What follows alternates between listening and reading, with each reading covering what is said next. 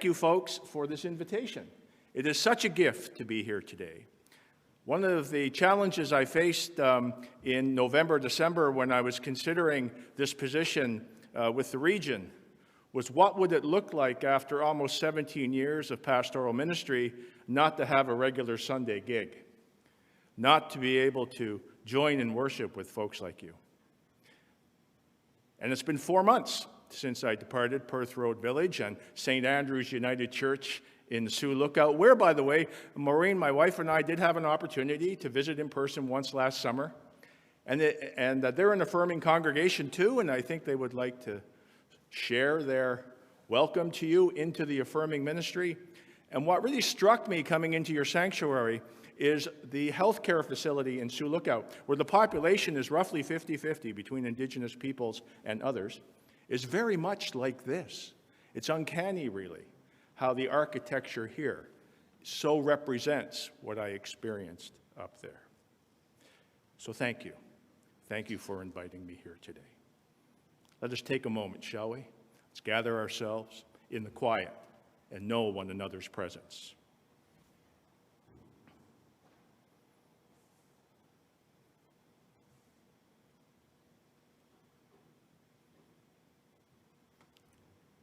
And may the people say, Amen.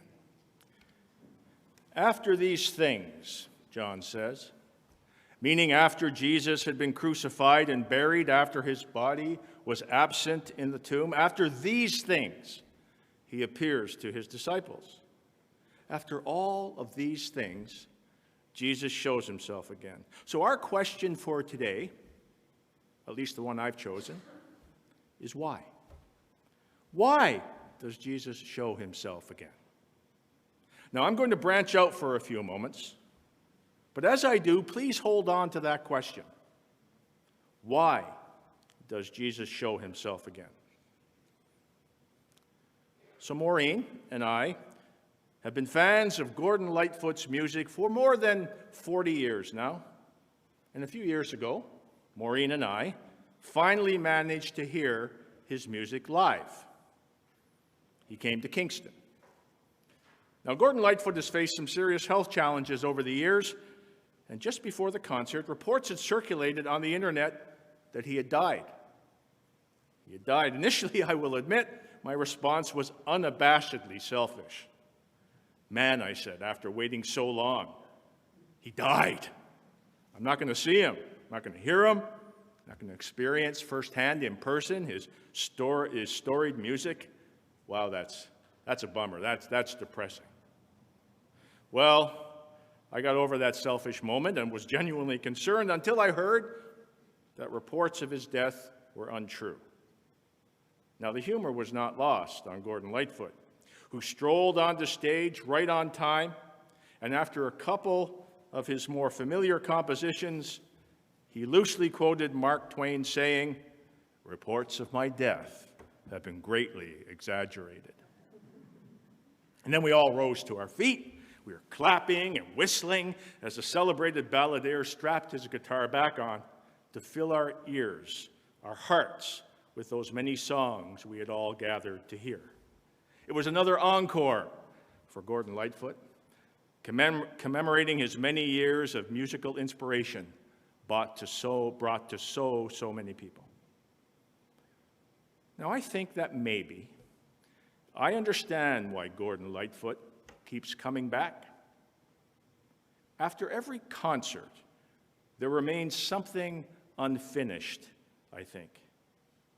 Many of you will know that Lightfoot's musical compositions are his witness to lives lived and still living. The Wreck of the Edmund Fitzgerald, for example. My son is a mariner, and he's sailed right over that spot. He talks to me every time he does, living his life on the water. Or Rainy Day People, or Lightfoot's personal witness to his own heartbreak, If You Could Read My Mind. Now, when offering that last piece to us on that evening a few years ago, it was clear, well, at least to me, that Gordon Lightfoot was still seeking comfort and reconciliation in this deeply poignant and public expression of his own deeply personal lament of a love lost. Maybe every appearance is for Gordon Lightfoot a personal and public encore, which attends to some unfinished business. Maybe he is striving time and again to offer, as well as to seek, some final understanding and comfort from those messages. Reports of my death have been greatly exaggerated. Well, that's an interesting thought, I think, in light of today's text from John, when the disciples are gathered by the Sea of Galilee. Simon Peter is there, along with Thomas, Nathanael, James, John, Zebedee, and some others, we are told. They are all clearly waiting for something there on the lakeshore, or for someone, when Peter gets restless and shouts out, "Well, I don't know about you guys, but I'm going fishing." And possibly, with a collective sigh, given the circumstances and all, the others trundle along with Peter to the boats. The atmosphere there on the shores of the Galilee seems morose, depressing, what with all those high hopes when Jesus was among them that have since come crashing down. With no ready direction to follow, Peter goes back to what he knows and decides, well, I'm going fishing. Now, to be clear, there's nothing wrong with fishing. Not only is it an honest and for some folks necessary work, it can also be soothing, reflective, spiritual even. Yes, when times are tough, fishing can be very comforting for sure. But it's been a long time since Peter and the others dropped their nets and first followed the one from Nazareth. Peter has since walked high upon the mountain with Jesus, for goodness sake. Yet now here he is again, back at sea level. It's like stepping back in time, which is bad enough. But to make matters worse, Peter can't seem to succeed at the one thing that used to come natural to him way back in the day. He can't even fish right anymore, it seems. That night they caught nothing, John's gospel says flatly.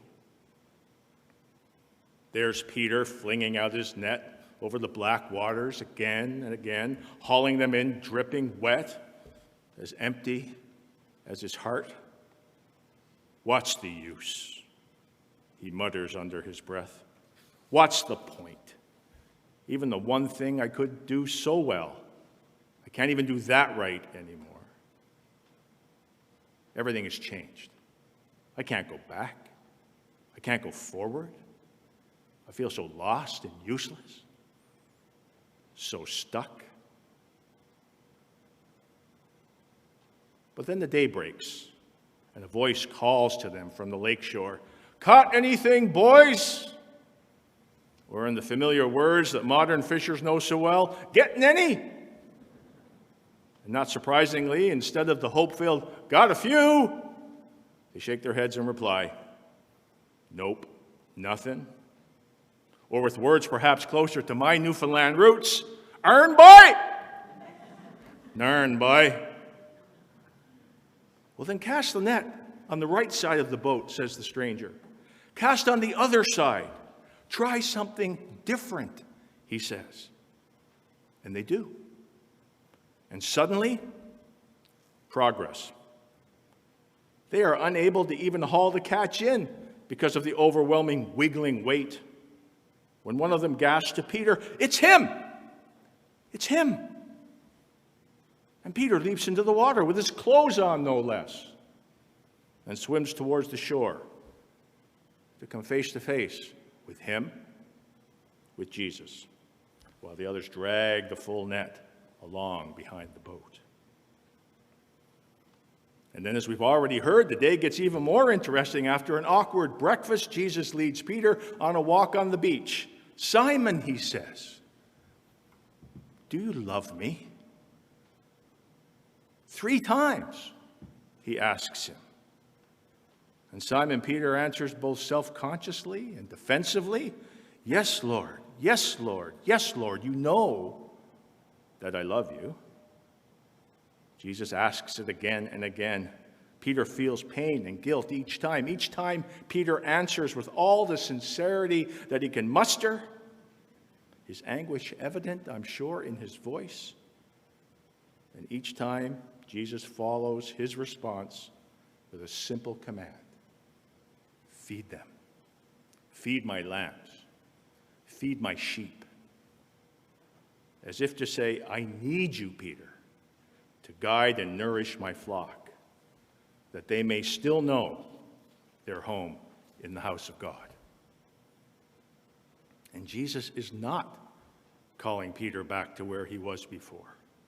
He is inviting him to go beyond that, to move ahead. Jesus looks into Peter's heart and speaks once again the words that won Peter over at the very beginning. Follow me.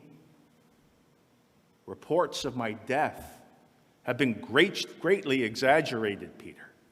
We have so much unfinished business to attend to together. Move forward, Peter. So, that question, why? Why does Jesus show himself again? Not only to those first few, but to all of us, again and again and again. Have we ourselves now come down from the high slopes of those first Easter moments? Do we find ourselves back at the solemn shore too? Do we feel a deep sadness or even despair about the world today? Trepidation about what lies ahead? Well, maybe Jesus returns to remind us of three things. Here's my take on it anyway. First, he reminds us that we are not alone. We have him and are still connected to him. And by him, we are connected and have one another. And the second thing, Jesus reminds us that he and God are not alone either, and that they need us too, to be their co-creators who face the world and all its challenge together, receiving, but also offering and practicing unconditional love too. So if we are dwelling upon scarcity, Jesus returns to both reassure and excite us. If not to jump overboard with our clothes on, then to rise to our feet and see the abundant possibility. And the third thing, well, I'll come back to that in a moment. Is there an echo of the disciple Peter's incredulity within us too? He certainly is incredulous. Are we inclined to ask Jesus ourselves? But how? How do you want us to do that, Jesus? How? How do we co-create when we also stand accused of the destruction? Hold that thought too. Because I share with you now this article published by the Cree Literacy Network. The network's founders, contributors, and friends are united by a lifelong commitment to Cree language, preservation, and revitalization. The legendary Buffy Sainte-Marie wrote a song during the civil rights movements in the 1960s, which she calls Indian 101 for people who have been denied the real history. Perhaps you have heard it. The article in the Cree Literacy Network speaks to it. It's an anthem to decolonization. And its razor-sharp words describe an indigenous reality that has changed remarkably little in over half a century since she wrote that song. It's a powerful song, and it packs within it a whole master class in indigenous awareness. Sainte-Marie revised the song and re-recorded it as part of the 2017 album Medicine Songs. The word genocide in its lyrics, which she used long before others dared to do so, is still hard for many non-Indigenous people to hear, much less accept. The song speaks clearly to the issues of contempt, dispossession, reckless disregard for indigenous peoples, people of color, all who remain at the foundation. All of this remains today at the foundation of North American society. Here's the third verse of Buffy Sainte-Marie's "My Country, 'Tis of Thy People You're Dying," the 2017 version. My country, 'tis of thy people you're dying. And yet where in your history books is the tale of the genocide basic to this country's birth, of the preachers who lied and the people who died, how a nation of patriots returned to their earth? And where does it tell of the starvation hell as the children were herded and raped and converted? And how? How do we rescue the missing and the murdered?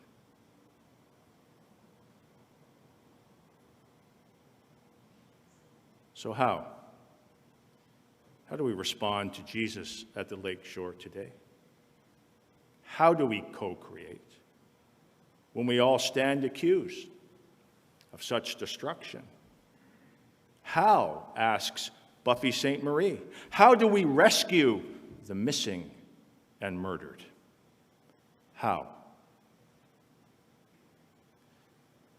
Well, you may have noticed that when Peter on the Lakeshore was told how by Jesus and he heard, "Feed my sheep," he didn't go beyond that to ask Jesus for more specifics. Why? Well, because, of course, Peter already knew how, didn't he?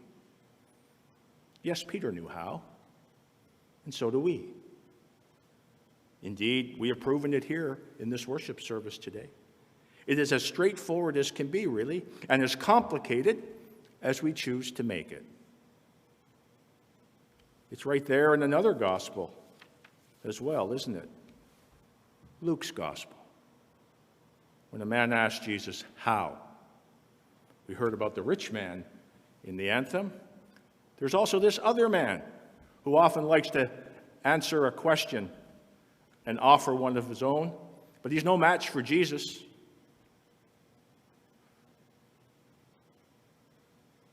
When the man asks Jesus, how? Jesus says, well, what is written in the law? What do you read there? Well, the man answers, you shall love your God with all your heart and with all your soul, with all your strength and with all your mind, and you shall love your neighbor as yourself. Jesus reaffirms that the man already knows how, saying, well, you have given the right answer. Now go and do these things you've said. But although the answer is straightforward, unlike Peter Simon, this man chooses to complicate matters. He asks Jesus to be more specific. Who is my neighbor that I may love? He asks. And Jesus replies with another parable, this one of the Good Samaritan, who was on his way from Jerusalem to Jericho and fell into the hands of robbers who stripped and beat him and went away, leaving him half dead. Both a priest and a Levite passed by, but a Samaritan went to him, bandaged his wounds, brought him to an inn, and paid the innkeeper to take care of that man. So having provided some more detail, Jesus asks the man, again, a question. Which of these three do you think was a neighbor then to the man who fell into the hands of the robbers? The one who showed mercy, replied the man. So yes, of course, just like Peter at the Lakeshore, and any and all followers of Jesus, this man knows how. And Jesus tells him, go and do likewise. But does he? I don't know. Do we? Oh, I know the answer to that question. Yes, we do. And how do we? Well, this service today, as I mentioned. Or how about the 5 downtown South Ottawa churches that gather together here at Emmanuel to discuss how to respond to the social justice matters of this day, or the Writing Relations Network in this region, or the Housing Matters Network that is addressing homelessness, or the Regional Refugee Support and Sponsorship Network, or the Guaranteed Living Income Network. This is how. We know how. And we are doing it each and every day. And we need to continue doing it. So our question today, lifted from John's Gospel, was why? Why does Jesus show himself again? Why the encore? Well, I have offered my own thoughts about the why. I suggest that Jesus returns to the lake shore to remind us of these two things. Firstly, he reminds us that we are not alone. We have him. And connected by him, we have one another.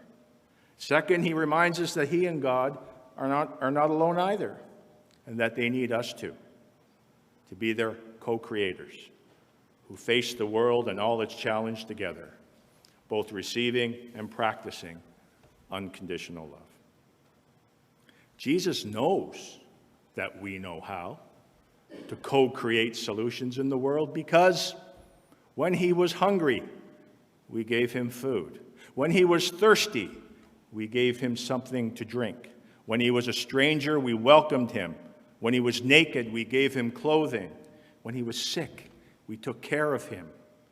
When he was in prison, we visited him. When he was missing and murdered, we rescued him. When Jesus says, "Feed my sheep and go and do likewise," he is speaking to our hearts as members of his family who already know how to love one another, how to face down oppression, racism, and injustice, how to solve starvation, poverty, and homelessness, how to care for the planet, how to rescue the missing and the murdered. But Jesus expects us to grow and become better at these things. He expects us to come together more and work much harder at finding solutions. And that, I believe, is the third reason for Jesus returning to the lake shore today, to remind us of his and God's expectations. Jesus comes back today, and time again, to remind us of who we are, whose we are, and what is expected of us, reassuring us, encouraging us, reminding us, challenging us to tirelessly employ our love and our gifts to God's and our unfinished business at hand, the way that we know how today and tomorrow and every day, always. Amen.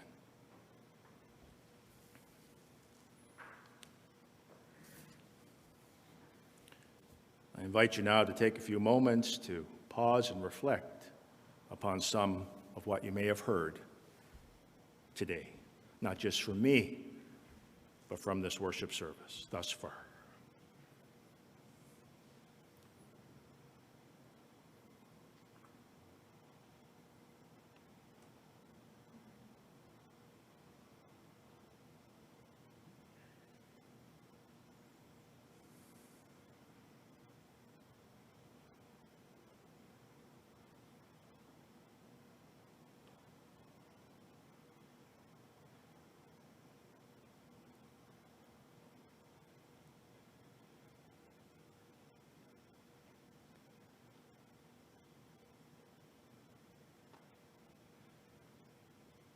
Oh God, you know us inside and out. You see into our hearts, into our minds. You reveal to us sometimes things we would rather not have revealed. You speak truth to us in ways sometimes we would just as soon not hear. But we affirm today, O God, once more, we are your courageous, faithful ones. We open our hearts and our minds to your presence. And in so doing, we lift up those whose voice may not be heard this day. From the silence of our hearts, we offer prayers for those known to us that need to know your loving presence this day. Listen, O God, to your people praying.